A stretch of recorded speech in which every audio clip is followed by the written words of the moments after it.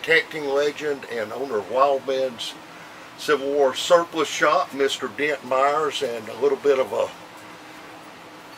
start into this. Dent was the first person that I ever went metal detecting with.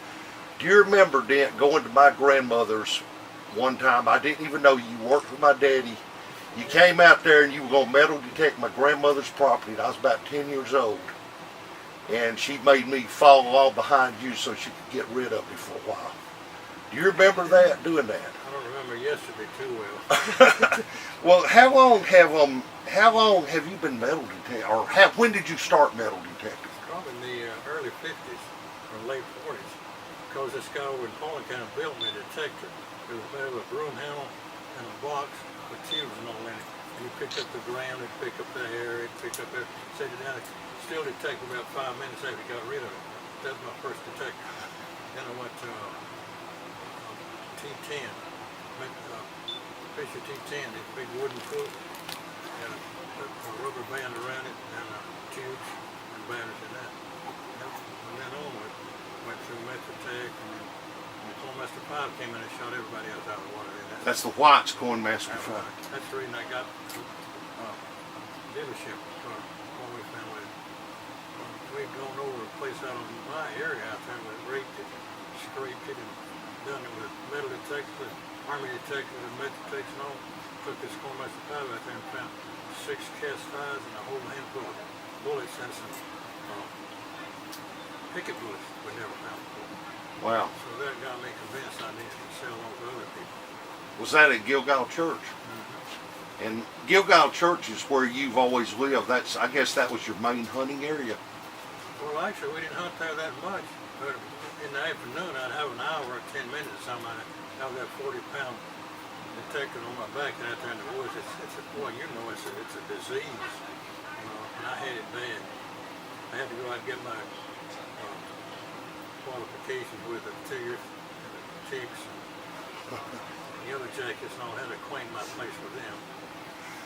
But anytime you had 10 minutes, I was on my place looking.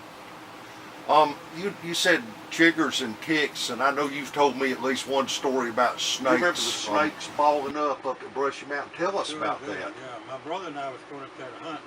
You know, the trenches go all the way around Brushy Mountain, they're facing Kennesaw Mountain. I found 2, it was like a ice cream cone. Burned shingles. Shingles, found 2 shingles the first time. We were coming back, and over right in the middle of that track over there, there's a big ball of snakes, tails and heads and things, just doing all kinds of stuff. And I told my brother, I said, let's go. He said, no, they're not going to harm us. I said, they would harm me. I saw them. Anyway, I just got a good reading on this big rock. I just knew something was going to give me. But you know how you are when you get a reading, something can get you if you get something out there yourself. I just thought I'd have something. I dug it up, and it was a horseshoe. And it still had the hoof on it, and that much of the bone. Right there at the Brushy Mountain line. It's on a big pile of rock. Wow. That's a... Yeah, those snakes, for me, I didn't hit them. If I saw one of those, I emptied both guns and went to the store. My brother, he'd go ahead and take it, and I'd go sit in the car while he'd take it. He said... Go ahead. No, one time up there on, just before you get to Salem Church Road on top of the hill, we found a bunch of North Carolina bullets. Anyway, there's one hanging in a tree, and I opened both pistol cases before anybody was around. He said, what are you doing? I said, there's a snake hanging in a tree. He said, it's a green snake. I said, I don't want you to get wrapped. I went to the car, I waited until he got through hunting. Snakes are me, though. Gee, I call. You never been snake bit, have you? Yeah. You have? Yeah. Oh, tell us.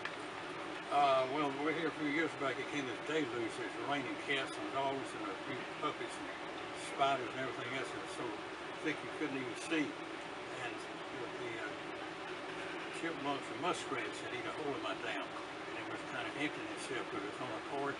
So I went down to this ice cream bucket wrapped in plastic and stick in its hole to stop the poor water. So going down there, you couldn't even see, and I was walking along the edge of the dam. My boot got stuck in the mud. Water was swirling, run over the dam, blinding. Anyway, I got my foot stuck in there, and I couldn't get it out, so I put my foot out of the boot, pull the boot out, and while I had my foot out, I felt something sting in front of my leg, and I said, you must have some poison out in this water. Put my boot on, and I put the bucket in the dam, which didn't help it any. just washing the bucket out comes with it. I've been having ice cream for years now.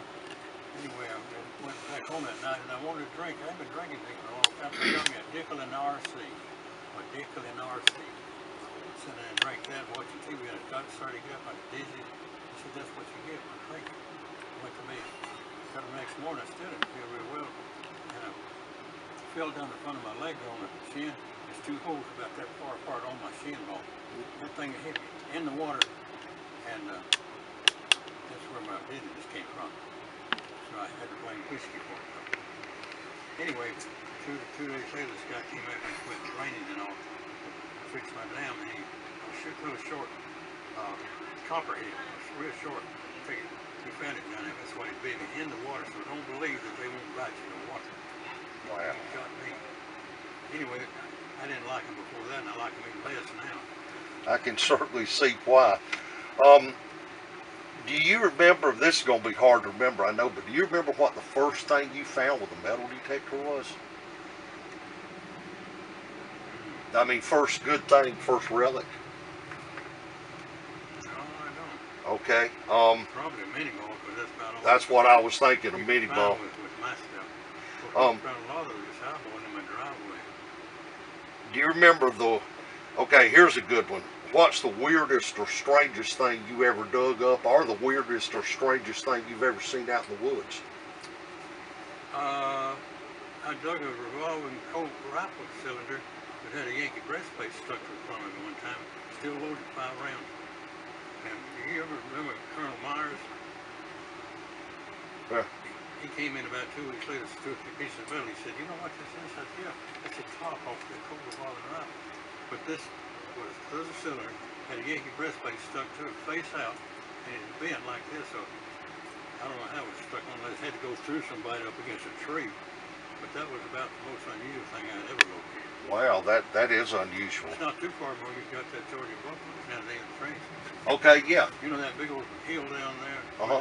We found all kind of bent butt plates and trigger guards just around it up. That was where the girls went with us that time. With the burnt out bee tree. Had the girl, yeah, what happened with the girls? You had to put them in a tree or something, it started raining.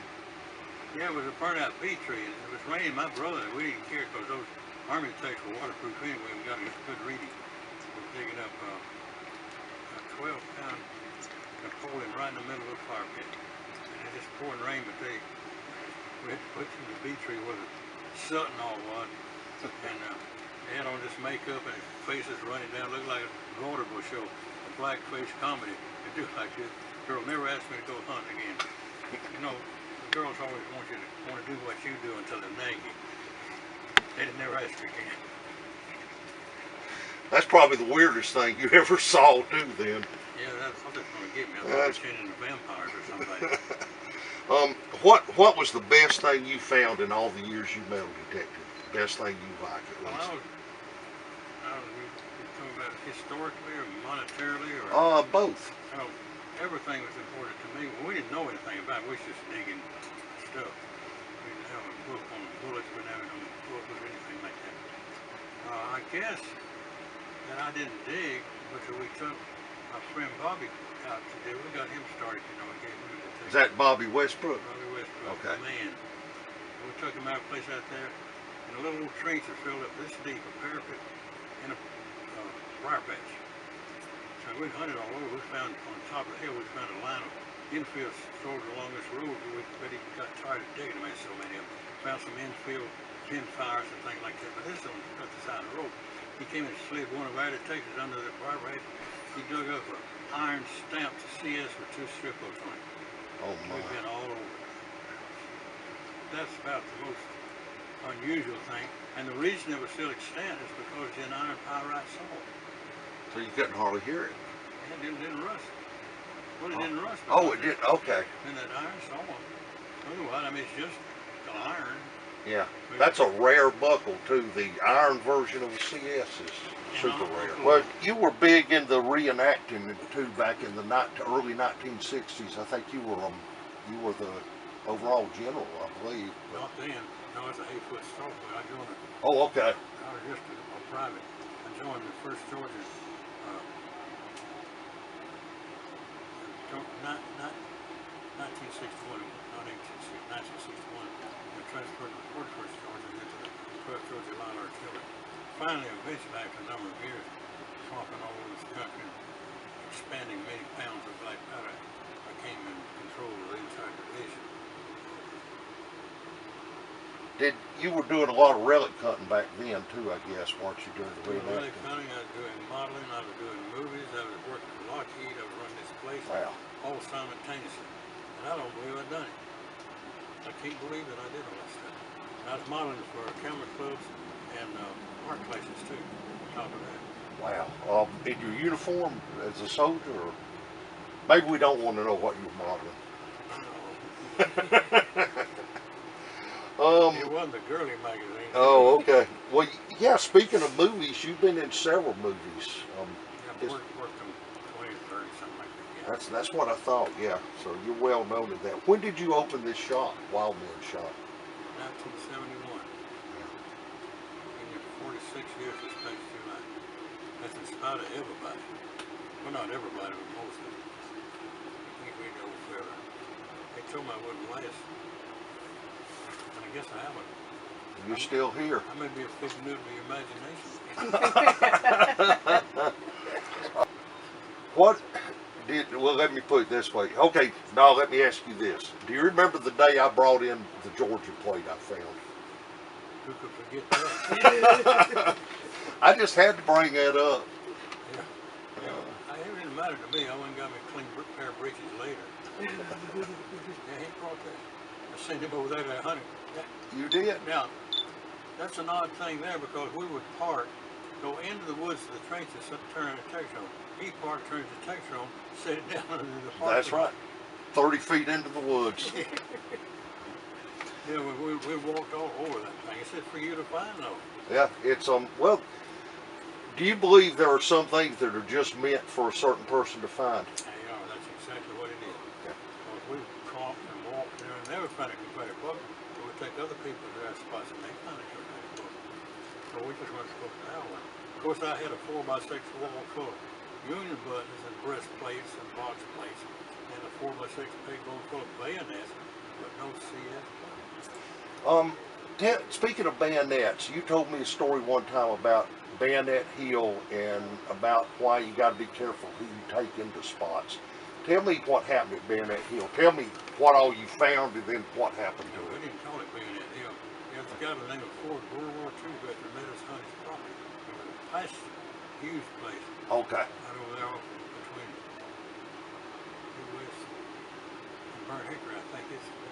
Him and my brother had been hunting for about a year. He let us hunt. And then one weekend, my brother carried one of our local hunters over there. The next weekend, it was torn all the pieces of holes and slipped open, and a cow was missing. So we got dismissed, and everybody else went too. One other thing I did find that I thought was neat, not over there, on the back of my property. See, due west road used to run in different what it is now, where it comes out over there. I think it's not due west, that's Burnt Hickory. Okay. Burnt Hickory comes out in just above the junction. Anyway, it used to come through the woods. Anyway, I found 1816 spook hook down there, leaned up against the tree. What? 1816 what? Spook hook, bayonet.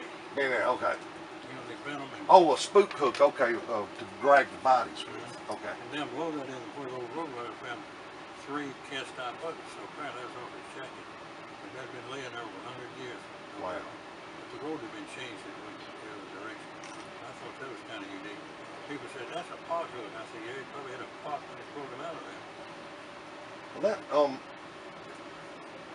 you were the one that taught me what those were. How did y'all figure out those were body draggers or spook hooks? I read about it in the personal narrative.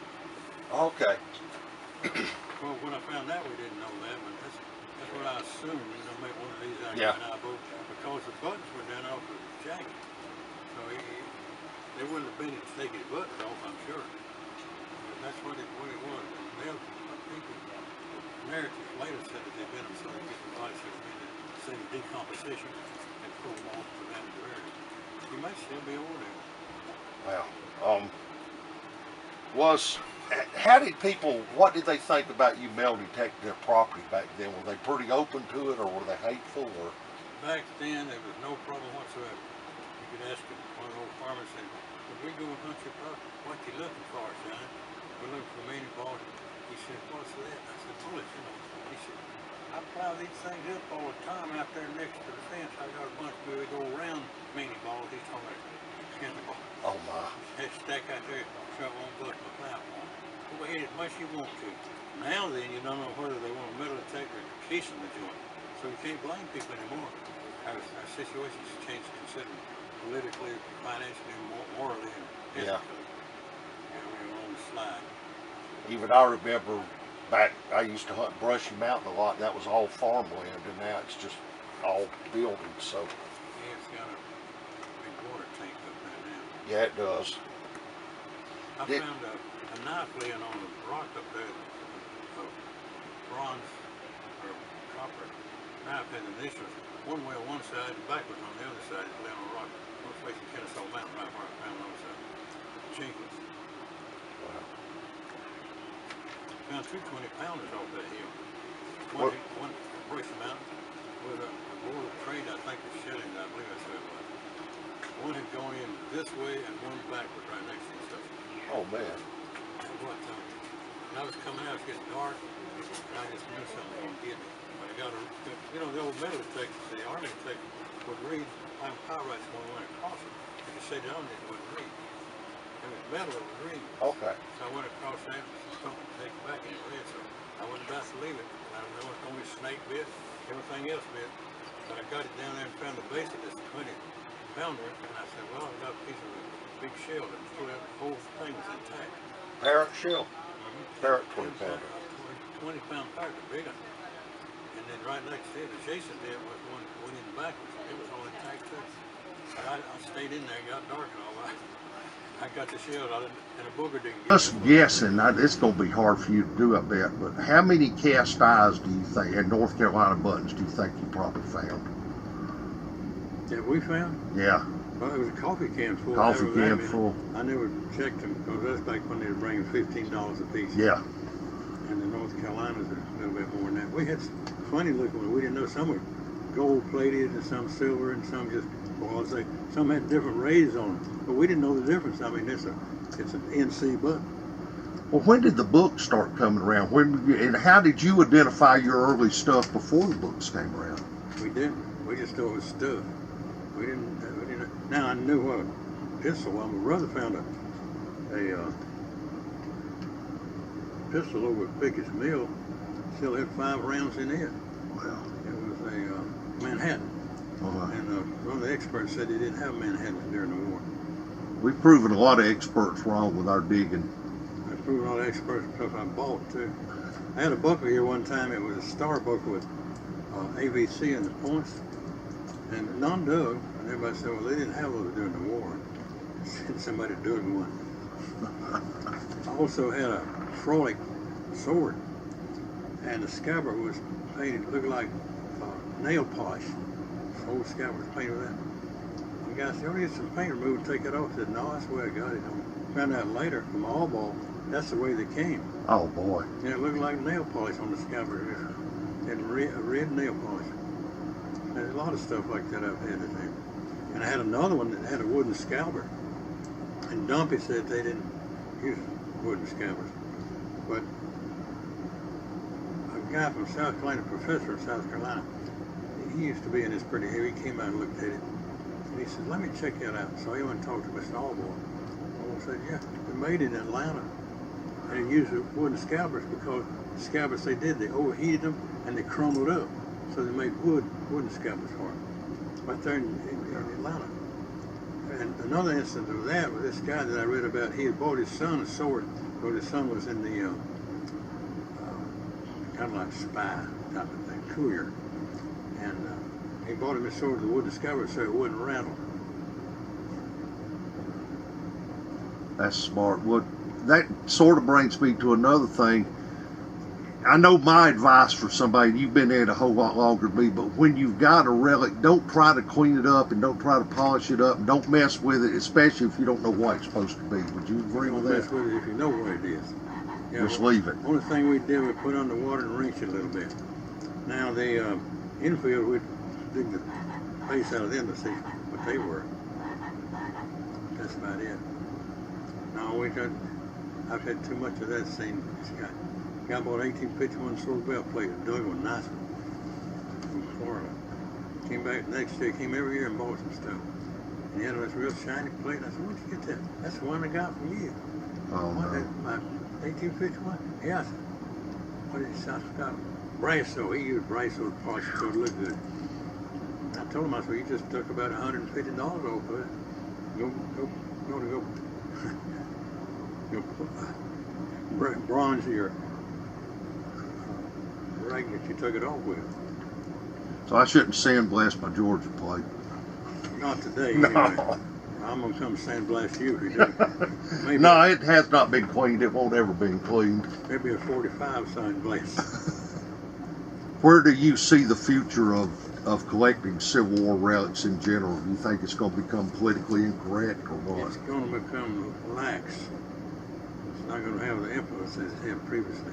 Have the what? The emphasis. Oh. Emphasis. Yeah.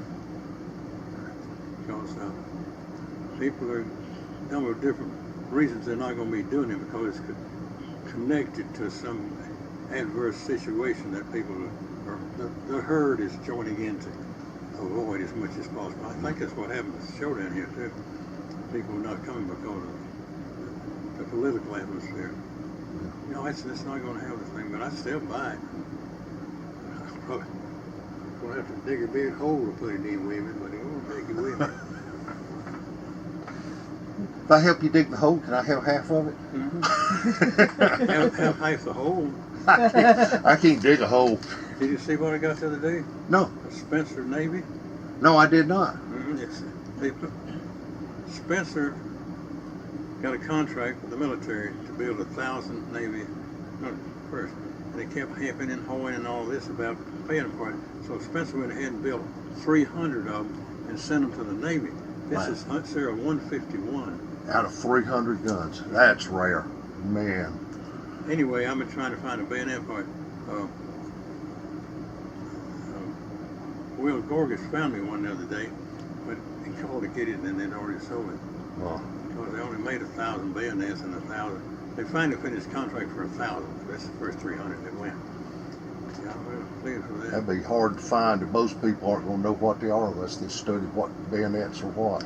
I bought 5-gallon buckets of bayonets here about 6 or 8 months ago.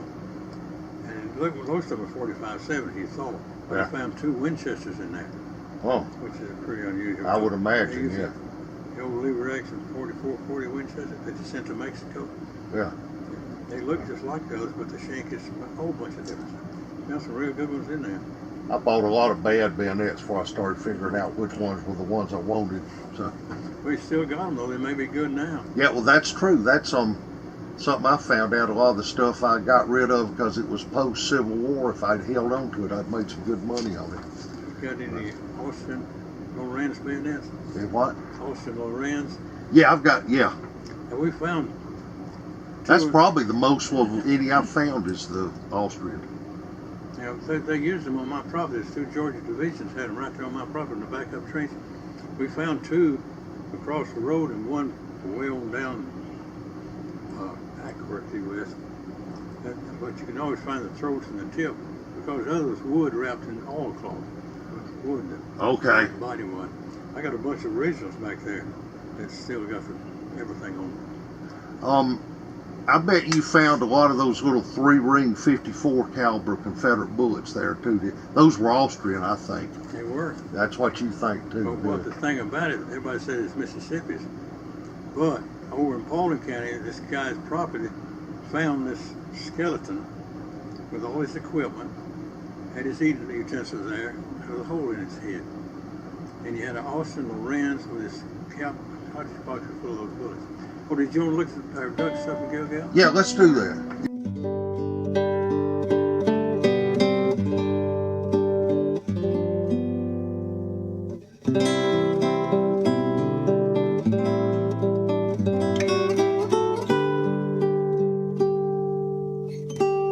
you.